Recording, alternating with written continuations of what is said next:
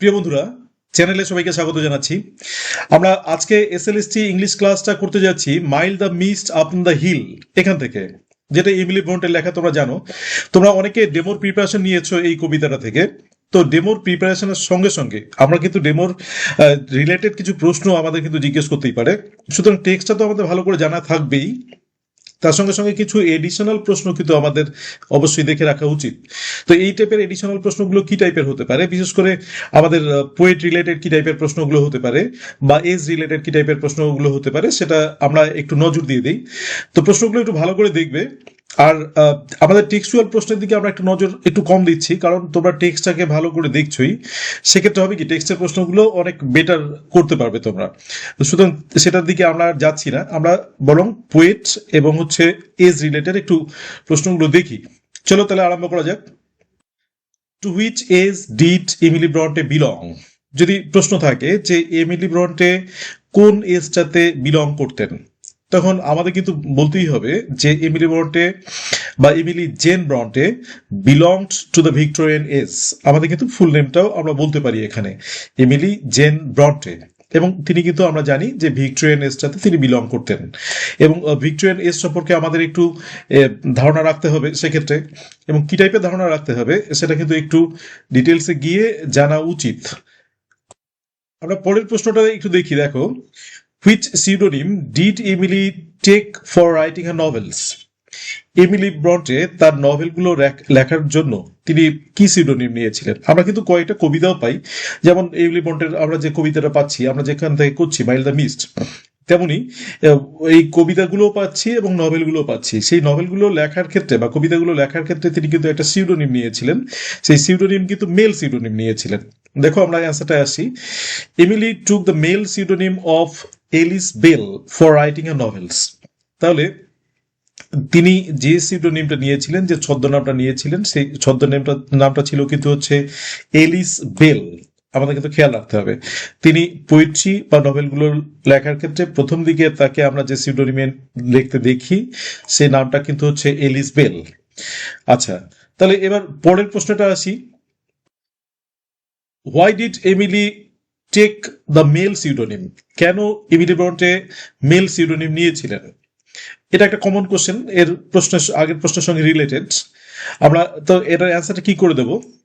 Sir, Emily adopted the male pseudonym to avoid the 19th century societal prejudices against the women writers. তাহলে আমরা কিন্তু দেখছি যে male prejudice মানে male সিউডোনিমটা তিনি নিয়েছিলেন, যে সে সময়কার কিন্তু একটা উইমেন রাইটার যারা ছিল তাদের এগেইনস্টে একটা কিন্তু সোশ্যাল প্রিজুডিস ছিল, যে তারা লিখতে পারবে না, তার এরকম একটা সামাজিক বাধা ছিল। এবং উইমেনদেরকে সে সময়কার আমরা যদি ভিক্টোরিয়ান উইমেন নভেলিস্টদের সম্পর্কে একটু জানি, তাহলে সেই জায়গাটা জানবো যে তাদেরকে কিন্তু সে সমাজের দিক থেকে রাইটিংটাকে পছন্দ করা হতো না। সুতরাং বাধ্য হয়ে তাকে কিন্তু একটা সিউডোনিম নিতে হয়, ছদ্মনাম নিতে হয়। সেই ছদ্মনামটা কি নিয়েছিলেন আমরা অলরেডি দেখেছি, এলিস বেল নামে একটা ছদ্মনাম নিয়েছিলেন। এবং এটা কিন্তু সেই সামাজিক প্রেক্ষাপটে যে মেয়েদের লেখা যেত না, সেই প্রেক্ষাপটেই কিন্তু এই ছেলের ছদ্মবেশে তাকে কিন্তু লিখতে হয়েছিল।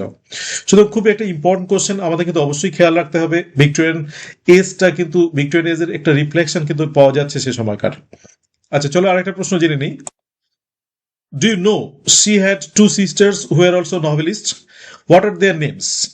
এখানে কিন্তু প্রশ্ন করছে যে তার কিন্তু আরো দুটো সিস্টার ছিল যারা নভেলিস্ট ছিলেন। আচ্ছা, হোয়াট আর দেয়ার নেমস? তাদের নাম কি ছিল? Sir, Emily had two other sisters who are also novelist. এমিলির আরো কিন্তু দুজন সিস্টার ছিলেন যারা নভেলিস্ট ছিলেন। কি কি নাম? দে আর শার্লট ব্রন্টে অ্যান্ড অ্যানি ব্রন্টে। তাহলে আমরা কিন্তু দুজনের নাম পাচ্ছি, একজনের নাম হচ্ছে শার্লট ব্রন্টে এবং অ্যানি ব্রন্টে। তা বিখ্যাত নভেলিস্ট, আমরা অলরেডি জানি যে এরা তিন বোনই ব্রন্টে সিস্টার্স নামে পরিচিত। এবং তিন বোনের যখন আমরা আলোচনা করি, কোন একটা বোনের আলোচনা করলে তিন বোনের নাম কিন্তু অটোমেটিক্যালি একই সঙ্গে এসে যায়। এবং তিনজনই কিন্তু একই বিখ্যাত নভেলিস্ট ছিলেন এবং তার সঙ্গে সঙ্গে কিন্তু কবিতাও লিখতেন।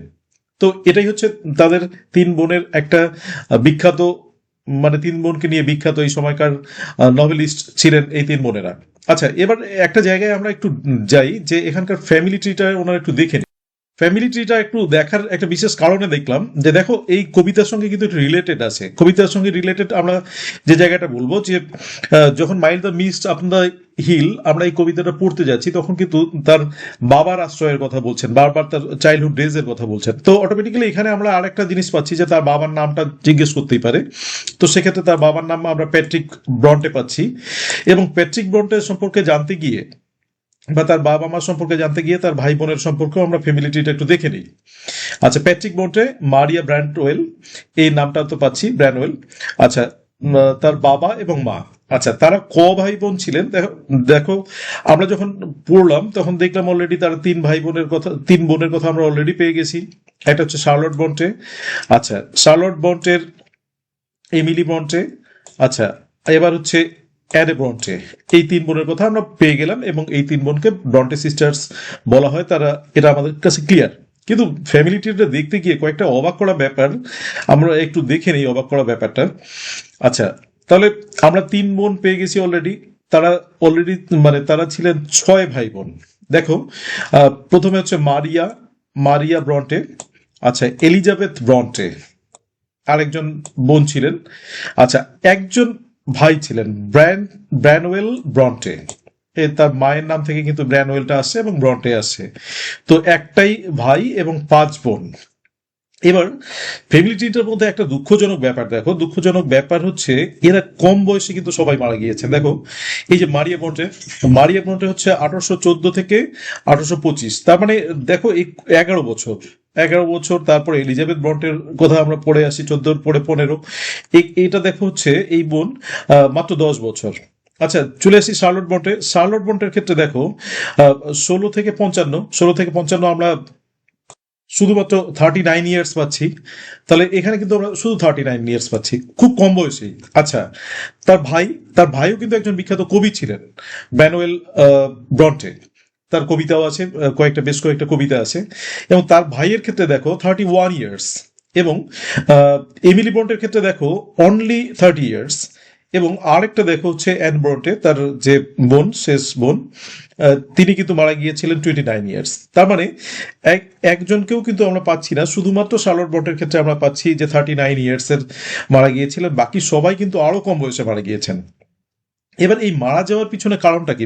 কারণটা দেখো, এই ফ্যামিলির মধ্যে অবাক করা ব্যাপার, সবাই কিন্তু মারা গিয়েছিলেন বলে ধরা হয় টিউবারক্লোসিসে। আমরা কিডসকে মারা যেতে দেখেছি টিউবারক্লোসিসে, এবং এই বোনেরা এবং এই ভাইয়েরা সবাইকে কিন্তু যেটা দেখা যায় তাদের ডেথ রিপোর্টে, সেটা কিন্তু টিউবারক্লোসিসে মারা গিয়েছেন বলে ধরা হয়। তো এরকম একটা হোয়াইট ডিজিজ যে সময়টা ছিল, তো অটোমেটিক্যালি আমাদের একটা প্রশ্ন আসতেই পারে যে এরকম টাইপের যে সব ভাই বোনেরা কিসে মারা গিয়েছিল। তো আমাদের কিন্তু অবশ্যই মনে রাখা উচিত সবার মৃত্যুর কারণটা টিউবারক্লোসিস বলেই ধরা হয়।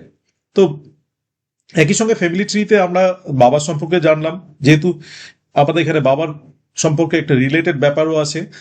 আমাদের বাবার ফ্যামিলিটার মানে বাবার হাউসের কথা বলা আছে, এবং তার সঙ্গে সঙ্গে কিন্তু আমাদের ভাই বোনেরা আমরা পাচ্ছি 5 বোন এবং 1 ভাই, এবং তাদের মারা যাওয়ার কারণটা পাচ্ছি। এগুলো কিন্তু টুকিটাকি প্রশ্ন জানার জন্য, এবং আমার ব্যক্তিগত একটা আগ্রহ থেকেও আমি এই জিনিসটা নিজেও জানলাম এবং তোমাদেরকেও একটু জানানোর চেষ্টা করলাম যে দেখো এরকম একটা পরিস্থিতিতে, এবং নভেলগুলোর মধ্যে দেখবে বা কবিতাগুলোর মধ্যে দেখবে যে একটা কোথায় যেন স্যাডনেস, সেই স্যাডনেসের কারণটা দেখো কিন্তু এদের এই যে এরকম কিডসের স্যাডনেসটা দেখো, কিডসের স্যাডনেস, তার ভাই মারা গিয়েছিল টিউবারক্লোসিসে, নিজে মারা গিয়েছিলেন টিউবারক্লোসিসে।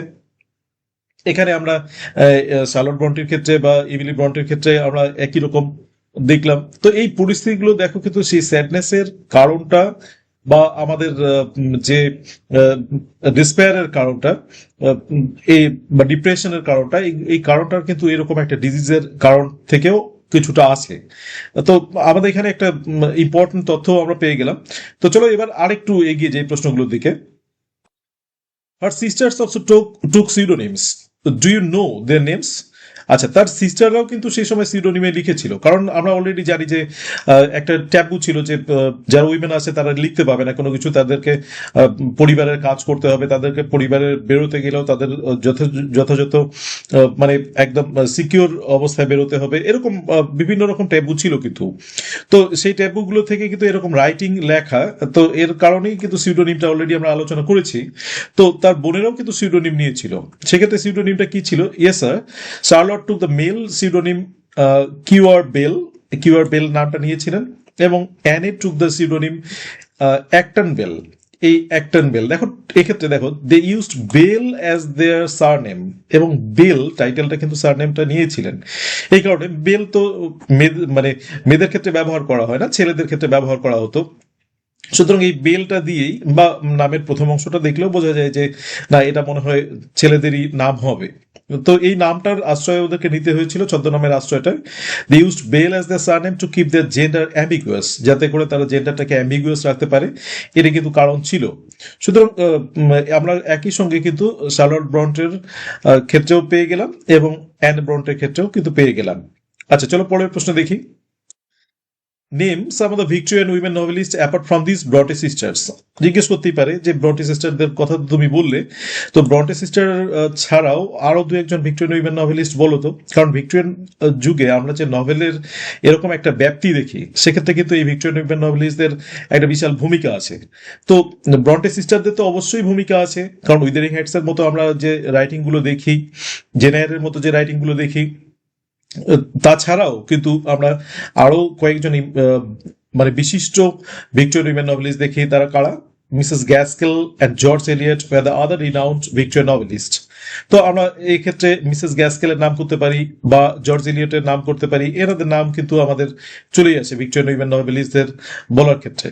তো খুব ইম্পর্টেন্ট এই প্রশ্নটাও একটু দেখে যাওয়া যেতে পারে। তোমরা যেগুলো প্রিপারেশন নিচ্ছ সেগুলো তো অবশ্যই ভালো প্রশ্ন হবেই, এবং তার সঙ্গে সঙ্গে এই টাইপের এডিশনাল প্রশ্নগুলো কিন্তু দেখে যাওয়া যেতে পারে। কিছু সহজ প্রশ্ন আমরা অ্যাভয়েড করছি, কারণ সহজ প্রশ্নগুলো পারবেই সেগুলো। আচ্ছা, চলো পরের প্রশ্ন দেখি। Do you know when did Victorian era begin? Victorian এরাটা কখন আরম্ভ হয়েছিল বা কখন শেষ হয়েছিল, এটা কি তোমার জানা আছে? এটা কমন প্রশ্ন, আমাদের এটা দেখে যাওয়া উচিত। আচ্ছা স্যার, ভিক্টোরিয়ান এরা is said to have began with queen victorious ascending the thrown in 1837। এটা কিন্তু বলা হয় যে কুইন ভিক্টোরিয়া যখন সিংহাসনে বসেন ইংল্যান্ডের, তখন সময়টা ছিল হচ্ছে 1837 সন, এবং তখনই ভিক্টোরিয়ান এরাটা আরম্ভ হয় বলে ধরা হয়। তো আমরা ভিক্টোরিয়ান এরা স্টার্টিংটা পেয়ে গেলাম, যদিও এটা নিয়ে অনেকের কন্ট্রোভার্সি আছে যে এটা সময়টা পড়ে। তো আমরা মোটামুটি বেশিরভাগ যারা ক্রিটিক আছেন তারা 1837টাকেই ধরেন, and ended with a death, এবং তার মৃত্যুর সঙ্গে সঙ্গে এই এরাটা শেষ হয়েছিল বলে ধরা হয়, এবং সেটা হচ্ছে 1901, অর্থাৎ 1901 সনে ভিক্টোরিয়ান এরাটা শেষ হয়।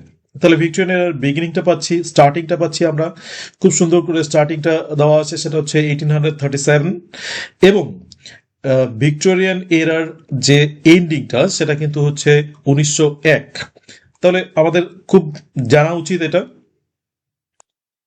আরেকটা প্রশ্ন দেখো, who are the leading novelist of the Victorian era? Victorian এরার মধ্যে লিডিং নভেলিস্ট কারা ছিলেন?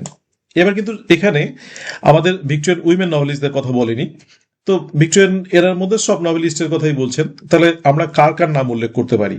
তো সেক্ষেত্রে কিন্তু আমাদের যারা মেল আছেন, মেল নভেলিস্টদের নাম উল্লেখ না করলেই কিন্তু নয়। সেক্ষেত্রে তো আমাদেরকে অবশ্যই মনে রাখতে হবে চার্লস ডিকেন্স, উইলিয়াম ম্যাকপিস থ্যাকারে, এরা তো আছেনই, এরা খুব রিনাউন্ড ফিগার ভিক্টোরিয়ান এরার। এবং তার সঙ্গে সঙ্গে আমরা ব্রন্টি সিস্টার্সদের নাম করব, জর্জ এলিয়টের নাম করব, মিসেস গ্যাস্কেলের নাম করব। এরা were the leading novelist of the era. এর সঙ্গে ভিক্টোরিয়ান শুধু নভেলিস্ট যদি বলে, তাহলে কিন্তু আমাদের চার্লস ডিকেন্সের এবং উইলিয়াম ম্যাকপিস থ্যাকারে এদের কিন্তু নাম করতেই হবে। যার জন্য এই প্রশ্নটাকে আমরা এডিশনাল করে আবার এই প্রশ্নটাকে কিন্তু প্রেজেন্ট করতে হলো। আচ্ছা, চলো পরের প্রশ্নে আসি। Who are the major poets of the Victorian era? Major poets কারা ছিলেন? এটা কিন্তু ইম্পর্টেন্ট প্রশ্ন। Sir, the major poets of the Victorian era were Alfred Tennyson. আমরা অ্যালফ্রেড টেনিসন সম্পর্কে জানি, বিখ্যাত বিখ্যাত কিছু কবিতা আছে। Robert Browning, Matthew Arnolds and many more, এবং আরো অনেকেই কিন্তু এরকম যারা পোয়েট আছেন, রিনাউন্ড পোয়েট ভিক্টোরিয়ান এরার মধ্যে। ভিক্টোরিয়ান মধ্যে আমরা এই দুটো জিনিসের খুব ইমার্জেন্স দেখি। একটা হচ্ছে কিন্তু পোয়েট্রি এবং নভেল, এই দুটো জিনিসের কিন্তু খুব একটা বড় ভূমিকা দেখি। সুতরাং পোয়েটদেরও কিন্তু আমরা যদি ঢুকে কিছু প্রশ্ন জিজ্ঞেস করে, বিশেষ করে এই কারণে এই পোয়েমটার কথা আমরা বলছি যে যেহেতু আমরা পোয়েম করছি, সেক্ষেত্রে অন্যান্য পোয়েট কারা আছে সেটার কিন্তু একটা প্রশ্ন হতে পারে। এসব বিভিন্ন চিন্তা ভাবনাগুলো একখানে জড়ো করে কিন্তু এই প্রশ্নগুলো করা হয়, তোমরা বুঝতেই পারছো, কারণ আমরা পোয়েট্রি করছি। সুতরাং এই সময়কার দু একজন পোয়েট নাম জানলেও হবে না, শুধু নভেলিস্টদের নাম জানলেই তো হবে না। তো এটার ক্ষেত্রে কিন্তু আমরা এই প্রশ্নটাও পাচ্ছি, তো এটাও আমাদেরকে একটু দেখে যেতে হবে। আচ্ছা, তো চলো, এটা একটা ইম্পর্টেন্ট প্রশ্ন আমাদের জেনে রাখতে হবে। তার মধ্যে টেনিসন সম্পর্কে তো আমরা জানি, টেনিসন একজন পোয়েট লরেট ছিলেন সে সময়কার। তো বিখ্যাত, এবং ব্রাউনিং এর দু একটা কবিতাও আমরা জানি। টেনিসনের কবিতা তো আমাদের জানাই আছে, আর্নল্ডেরও তো দু একটা কবিতা আমাদের এমনি জাস্ট দেখে রাখা যেতে পারে। এগুলো যারা তোমরা ডেমোটাকে করছো, ডেমো সাপোর্ট হিসাবে এই জায়গাগুলোকে আমরা একটু সাজিয়ে গুছিয়ে নিতে পারি। এক একটা ডেমোর প্রশ্ন কিন্তু এক এক রকম হয়, আমরা দেখেছি। এক একটা ডেমোর মাইন্ড দ্য মিস্টের ক্ষেত্রে প্রশ্নগুলোর প্যাটার্নটা বা প্রশ্নগুলো আলাদা রকম, অন্যান্যগুলোর ক্ষেত্রে প্রশ্নগুলো আলাদা রকম। তো যতটা এগুলো নিয়ে একটু আলোচনা করে সেই জায়গাটাকে আমরা তুলে ধরতে পারি বা আলোচনার মাধ্যমে কিছুটা জানতে পারি বা আমরা সেভাবে প্রেজেন্ট করতে পারি, সেটাই কিন্তু আমাদের উদ্দেশ্য। তো চলো পরের প্রশ্নটা একটু নজর দিই। আচ্ছা, এবার কবিতা থেকে দেখো একটা প্রশ্ন, এটা কমন কোশ্চেন, তোমরা নিশ্চয়ই এই টাইপের প্রশ্নগুলো রেডি হয়েছো। Where did the poet live in her childhood? কবি তার চাইল্ডহুডে কোথায় থাকতেন? তো অটোমেটিক্যালি আমাদের প্রশ্নের রিফ্লেকশনে অবশ্যই সবাই চাইল্ডহুডে বাবার কাছেই থাকেন। তো সেই কবিতার রিফ্লেকশনে যেটা আছে সেটাই আমরা একটু বলবো। In a childhood days the poet lived beneath the sheltering roof of a father. এই যে এখানে কিন্তু আমরা তার বাবার ছত্রছায়ায় থাকতেন, তো এটা তো অবশ্যই। এবং এখান থেকে কিন্তু আমরা ওই সেই ফাদারের রেফারেন্সটা বা আমাদের ফ্যামিলি ট্রিটা কিন্তু দেখার উদ্দেশ্য এটাই, যে ফাদারের নাম কি। তুমি তো বললে ফাদারের একটা শেল্টারিং রূপে থাকতেন, এবং যদি জিজ্ঞেস করে ফাদারের নামটা কি, তখন অটোমেটিক্যালি একটা দ্বিধাগ্রস্ত অবস্থায় পড়বে। যার জন্য কিন্তু আমরা ফ্যামিলি ট্রিটাকে একটু সাজিয়ে গুছিয়ে দেওয়ার চেষ্টা করলাম, এবং কিছু নতুন তথ্য উঠে আসলো। নিশ্চয়ই তোমাদের ভালো লাগবে, একটা আলোচনার মাধ্যমে একটা তথ্যগুলো জানলে ভালোই লাগলো। আচ্ছা, পরের প্রশ্নে আসি। What is compared with the morning steers? আচ্ছা, মর্নিং স্টিয়ার এর মধ্যে যে তুলনাটা করা আছে সেটা কি নিয়ে? The dam that stands in the long green grass is compared with the morning steers. তো মর্নিং টিয়ারের ক্ষেত্রে আমরা যেটা পাই সেটা হচ্ছে ড্যাম, বা যেটা হচ্ছে আমরা কুয়াশাচ্ছন্ন ভাবটা দেখি, সেটা কিন্তু যেটা গ্রিন গ্রাসের উপর আছে সেটাকে কিন্তু মর্নিং স্টিয়ার বলে উল্লেখ করা আছে কবিতার মধ্যে। আমরা ডিটেলসে সেটা দেখেছি, এবং সেটা নিয়ে তোমরা অবশ্যই আলোচনা করবে। সেগুলোর চাইল্ডহুড ডেজগুলো নিয়ে ভালো করে দেখবে। তো আমরা এই জায়গাগুলো কিন্তু আমরা প্রস্তুত হব। এই জায়গাগুলো খুঁটিনাটি প্রশ্ন আছে, তোমরা নিজেরাও আরো কিছু খুঁজে বের করবে। আচ্ছা, এবার পরের প্রশ্নে আসি, দেখি। এটা একটা গুরুত্বপূর্ণ প্রশ্ন। দেখো, why is the mist called sweet? মিস্টটাকে কেন সুইট বলছে? তো সুইট বলার পিছনে, মিস্ট তো সুইট হয় না, সুইট বলার পিছনে নিশ্চয়ই কিছু কারণ আছে, এবং আমরা অ্যান্সারটাও দেখে নিই। The mist is called sweet because it reminds her of her happy memories of her childhood days. তো চাইল্ডহুড ডেজ এর মধ্যে যে হ্যাপি মেমোরিগুলো ছিল, সেই হ্যাপি মেমোরিগুলোর জন্য কিন্তু তার কাছে, যেহেতু মেমোরিগুলোকে তুলনা করছে মিস্টের সঙ্গে, তো আমরা সেক্ষেত্রে কিন্তু এখানে পাচ্ছি যে সেই মেমোরিগুলো যেহেতু সুইট, তাই এই মিস্টটাও তার কাছে কিন্তু সুইট। সুতরাং এটা খুব গুরুত্বপূর্ণ একটা প্রশ্ন, এবং গুরুত্বপূর্ণ প্রশ্নটাও আমাদের দেখে রাখা উচিত। রিলেটেড আরো বেশ কয়েকটা প্রশ্ন কবিতা পড়ার সঙ্গে সঙ্গেই বেরিয়ে আসে, সেই প্রশ্নগুলো ভালো করে দেখবে। ডেমো থেকে আমাদের কিন্তু এখানে কিন্তু টনিকটা হচ্ছে ডেমো থেকে রিলেটেড সবকিছু প্রশ্নগুলো দেখতে হবে। আমাদের ডেমোর প্রিপারেশনটা ভালো রাখতে হবে, কনফিডেন্সটাকে রাখতে হবে। তোমরা যেভাবেই একটা প্রিপারেশন নাও না কেন, ডেমোটার জন্য, ডেমো রিলেটেড যে প্রশ্নগুলোর জন্য তোমরা কনফিডেন্ট থাকবে যে না, এই প্রশ্নগুলো পারবো। তোমরা প্রশ্নগুলোর অ্যান্সারগুলো খুঁজে আগে থেকে রেডি হয়ে থাকবে। এবং ডেমো রিলেটেড যদি প্রশ্ন কাউকে জিজ্ঞেস করে, আমি আগেও আমাদের আগের প্রশ্নগুলোতে বলেছি, আগের ইন্টারভিউ রিলেটেড যে ভিডিওগুলো আছে সেটাতে বলেছি, যদি ডেমো থেকে কখনো তোমাকে প্রশ্ন জিজ্ঞেস করে, তখন ভাববে যে না, এটা সেফ জায়গা আমার। কারণ আমরা ডেমোটাকে যতটা ভালো প্রিপারেশন নেই, গ্রামার বা অতটাকে ভালো প্রিপারেশন নেই না বলবো না, এখান থেকে উত্তর করা আমাদের ততটা সহজ কিন্তু ডেমো থেকে। এটা একটা জায়গা। এবার গ্রামার থেকে দেখা গেল হুট করে কোনো একটা জায়গা থেকে তোমার ঢুকে গেল, সেখান থেকে তুমি প্রিপেয়ার্ড নাও বা হচ্ছে সেভাবে বোঝাতে পারছো না। সুতরাং যদি তোমাকে ডেমো থেকে প্রশ্ন করে, তাহলে তুমি নিজেকে লাকি ভাববে এবং সেই প্রশ্নগুলোর তুমি খুব সুন্দর করে প্রশ্নগুলোর অ্যান্সার গুলো দেওয়ার চেষ্টা করবে। সেটা কিন্তু সেফ জায়গা, তাহলে তুমি অবশ্যই ভালো নাম্বার পাবে ডেমো থেকে প্রশ্ন করলে, এবং তোমার দুশ্চিন্তার কিছু থাকবে না তখন। তো এটাই হচ্ছে ব্যাপার। আর একটা সবার কাছে আবেদন থাকবে যে আমরা যদি কোনো প্রবলেম অ্যারাইজ করে যে কোনো প্রশ্নের উত্তর তোমরা চাও, সেই প্রশ্নের তোমরা বলতে পারো, এবং অন্যান্য কবিতাগুলো নিয়েও তোমরা চাচ্ছ, সেটা চেষ্টা করছি রেগুলারলি দেওয়ার। তবে সবার কাছে একটা আবেদন থাকবে যে তোমরা ভিডিওটাকে একটু সাপোর্ট করবে, লাইক শেয়ার করবে, এবং একটু কমেন্ট করবে, যাতে আমরা ভিডিওগুলোকে আরো কন্টিনিউয়াসলি দিতে পারি। Thank you for watching the video.